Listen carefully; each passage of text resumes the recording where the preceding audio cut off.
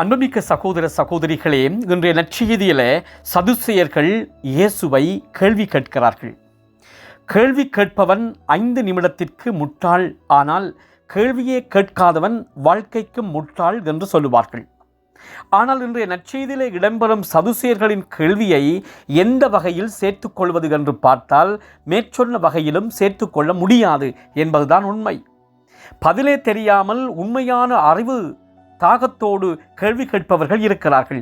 ஆனால் பதிலை தெரிந்து கொண்டு தங்கள் அறிவாற்றலை வெளிப்படுத்துவதற்காக கேள்வி கேட்பவர்களும் இருக்கிறார்கள்.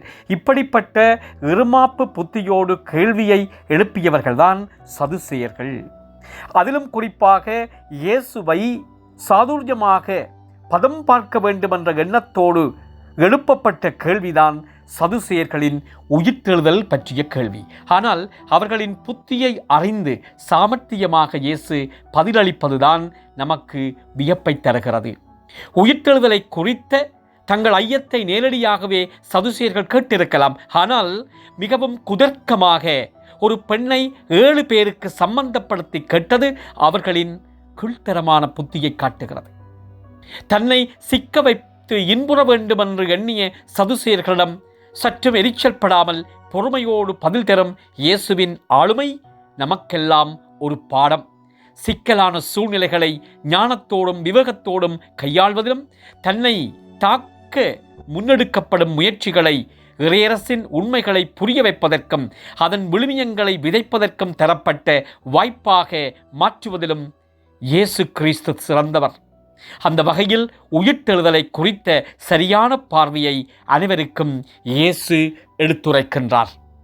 விண்ணகத்தின் நடைமுறைகளை மண்ணகத்தின் கண்கொண்டு பார்ப்பது தவறு என்றும், மண்ணக விதிகள் விண்ணகத்தில் செயலிழக்கிறது என்றும், மண்ணகமும் விண்ணகமும் வேறு வேறு நிலைகள் என்றும் தெளிவுபடுத்துவதோடு நில்லாமல் இந்த அடிப்படையை புரிந்து கொள்ளாத அறிவிலிகளாக இருக்கிறீர்களே என்று மறைமுகமாக சதுசேயர்களையும் இயேசு சாடுகிறார்.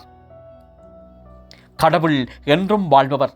அதுபோல அவரது சாயலில் படைக்கப்பட்ட மனிதர்களின் ஆன்மாக்களும் அழியாமல் வாழும் என்ற இயேசுவின் வார்த்தைகளில் நமது நம்பிக்கையை வைத்து முடிவில்லா வாழ்வை நோக்கி நம் வாழ்வை அமைக்க முயற்சி செய்ய வேண்டும்.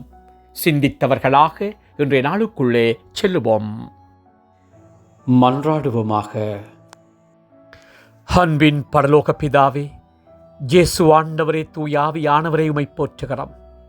உமக்கு ஆராதனைகள் செய்கிறோம். இன்னொரு புதிய நாளை எங்களுக்கு தந்து ஆசீர்வதித்திருக்கிறீரே, உமக்கு நன்றி செலுகிறோம். ஆண்டவரே, குடும்பமாக வந்திருக்கிறோம். எங்களுடைய குடும்ப வாழ்வை ஆசீர்வதியும். புனிதமான ஆரோக்கியமான அன்பான குடும்பமாக நாங்கள் வாழ எங்கள் ஒவ்வொருவரையும் கரம் பற்றும். இன்றைய நாளிலே நாங்கள் செய்ய இருக்கிற வேலைகள், எடுக்கிற தீர்மானங்கள், மேற்கொள்கிற முயற்சிகள் அனைத்தும் வெற்றி பெறச் செய்தரலாம். வல்லவரே, தீமைகளும் வீதி விபத்துக்களும் நோய்களும் தாண்டவமாடி இழப்புக்களை சந்திக்கிற எங்களுடைய சமூகத்திலே உண்மையான அமைதியான ஆரோக்கியமான வாழ்வை எங்கள் ஒவ்வொருவருக்கும் பரிசாக தாரும். உம்மையே நம்பியிருக்கிறோம். எங்களை வழிநடத்தும் நல்ல தந்தையே. ஆமேன், ஆமேன்.